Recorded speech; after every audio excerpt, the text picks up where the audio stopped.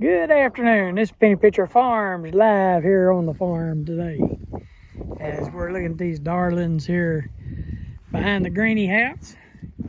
We fed these cows up here some watermelon rinds. And that's a good little treat that these cows like. Whenever you get you a watermelon, you can kind of cut it up and take the meat out of the watermelon and eat that yourself, and then give these ladies here the rinds and they'll eat the rest of it. And they like it.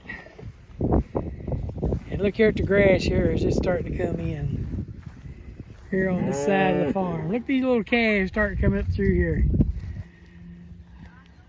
Easing their way up through here to get their mama. Here comes the three littlest calves.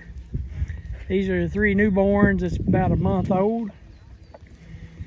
And then here is the three calves that's the size bigger than that. One there behind April, or actually two behind April. And the third one right here, she likes to butt around on everything, or he likes to butt around on everything. Yeah, hello there, I don't think I got any more.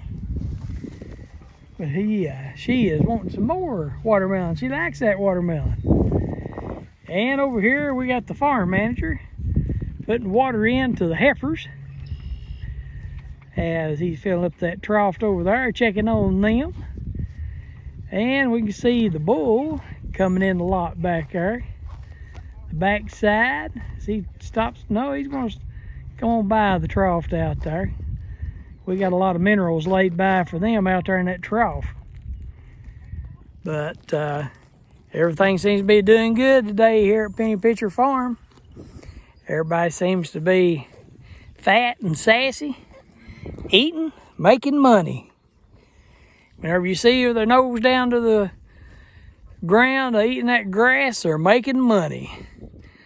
Look at there, them two darlings. Jill and April. One of these days they're going to calve. We don't know when they will, but they're going to calve one of these days. And got a couple of cows already heading over towards the pond to get them a drink. So they seen us come over here, and they come over here and followed us. We fed them these watermelon rinds. They were up there on top of the hill, up there next to the tire. So they made their way down here real quick to see us, because they knew we had some goodies down here. So let's go down here and check on the farm manager here, see what he's doing. He is filling up this water trough down here for these ladies and gentlemen. We'll go through the fence here. We got an easy, quick release gate. So this gap's got electric on it, keep the cattle from coming through it. And it looks like the gardeners come in yesterday and mowed around the barn here. Mowed the yard over at Granny's. And Mr. Farm Manager, what do you think? You cleaned the trough out. I think it's a great time to be alive, guys. Welcome back to the farm. The penny pinchers have been on a hiatus. Sorry, guys. We apologize for not having many videos out lately.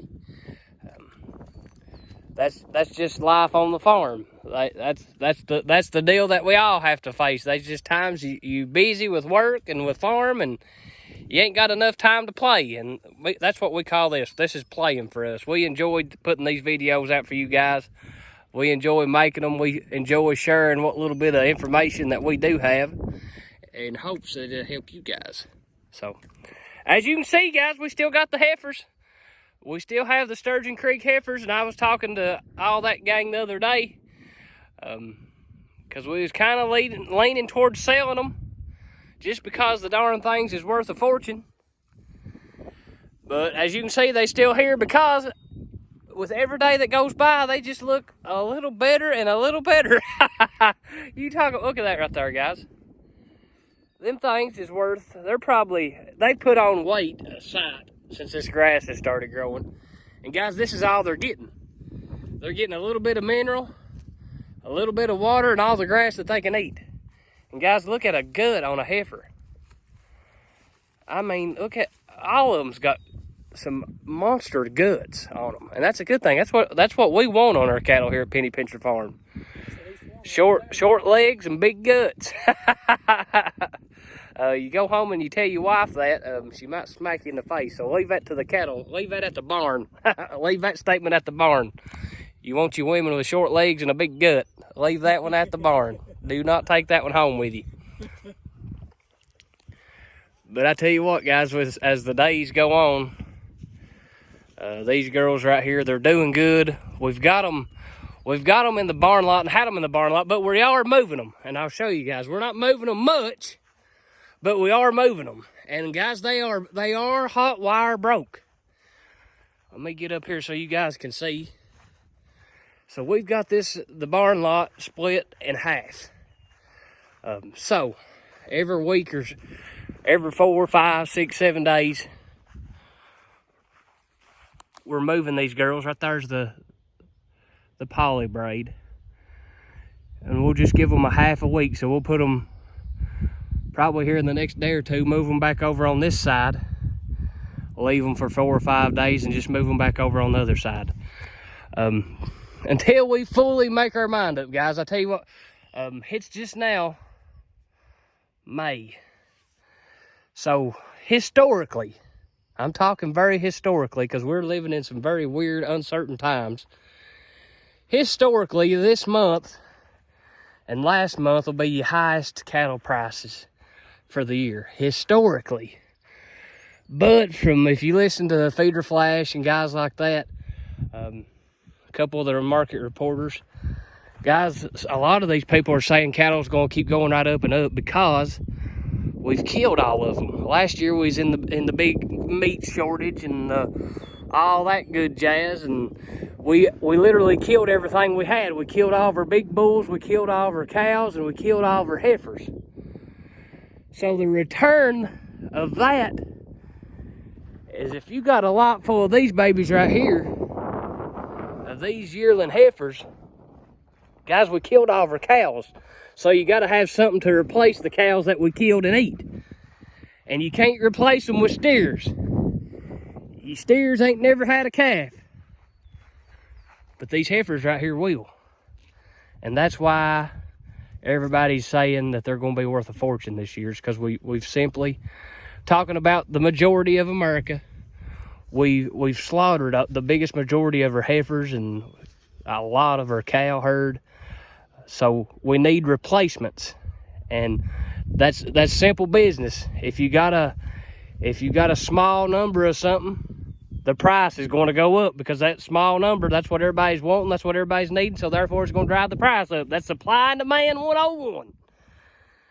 So, guys, that's what we've been chewing on here. So we may very well might just keep these babies right here. We've got a bull in there with them, a yearling bull that's younger than them. He's getting up age now where he's thinking about things, so we're going to have to move him out or sell him. We need to sell him. Bulls is yearling bulls. Everything, guys, is selling really good right now, so we need to get rid of him in the next little bit. So when we do, we'll probably turn these heifers back in with the cow herd. That's probably what we'll end up doing, and that's all right. Me and Dad was talking about the other day. It's kind of like a child of God. We're a winner either way. You can't go wrong. If you keep them, you've got them, and if you sell them, they'll bring really good money. So you're a winner either way. So that's the way we're kind of looking at it. It's only going to cost a little grass. That's right. It's only going to cost a little grass, and it just seems to be just keeps coming up and keeps coming up, like the good Lord made it to do that or something. So we're going to keep doing what we're doing, and we may keep some heifers too along the way. But guys, the native flower of Kentucky has started blooming here in the last little week. These pretty golden yellow, I don't know what the proper name for that is, but we call them buttercups. And guys, that's not a good thing. I'll just flat tell you. They're pretty if you're driving down the road and you see a big field full of buttercups. They're pretty to the eye, but I tell you what, if you didn't know any better, you'd think that right there's a pretty sight, but it literally ain't. These buttercups, the only thing they're good for is showing you where you poor soul's at. We got all these buttercups here because we always spray these fence rows. And when you spray Roundup and all that. You kill the grass, you kill the weeds, you kill the soil life, and in return, weeds and buttercups come back. Right there's an example of feeding row hay out in the middle of the field too. Yep, that's right. Where that heifer right there standing. That's where in years past we always fed hay, guys, and that's since 2019. We've not put a roll of hay there since 2019. But you can see the lasting effects of harming your soil, guys. So that's why we put so much emphasis and try to persuade everybody we can to get in and or at least look at this rotational grazing business. And scatter the hay. Yeah, unroll that hay. Unroll that hay. If you leave it right there is what you'll get. But guys, this field right here used to have buttercups all in it. But years of rotational grazing, we've got them out. And the only place that you'll see them is in these fence rows where we've sprayed it in years past. There's a few right there. There's a whole lot up here. But that's where your buttercups are at, guys, in your porous soil. So you can take it to the bank, guys. If your farm's covered in buttercups, you might ought to think about changing your management plan. Or you may realize that you don't have a management plan. You've got the Columbus method going on. You turn them out in the spring and go find them in the fall. Guys, that won't cut it. You'll end up putting have to spend too much money on fertilizer, too much money on buying extra hay. You won't make no money. But you can see exactly right where the fence line is, guys. That's where the buttercups is at. And right here close to the fence where we get a lot of foot traffic on their pasture right here, that's where you're seeing your buttercups at. That's because that's where our porous soil is. So there's your 2 cents for today. Glad to be back. I hope, guys, me and Dad can do a better job at getting some videos out. A whole lot of it's my fault. I've just not been able to get here to the farm a whole lot much. I was able to come, seemed like just once a week for the last little bit and put a paddock or 2 out, and Dad's been doing the rest. So good help is worth a whole lot, I tell you. But guys, I believe you can safely say we're in the spring flush here in Kentucky. So take full advantage of it, guys. Don't just turn your cows out and leave them because it looks like you got a lot of grass there. Rotate them babies. That way you got grass growing all the way up through September. So this is Penny Pincher Farms signing out. We are officially letting the grass grow again. Thank the Lord and giving him all the glory. Everybody have a great weekend.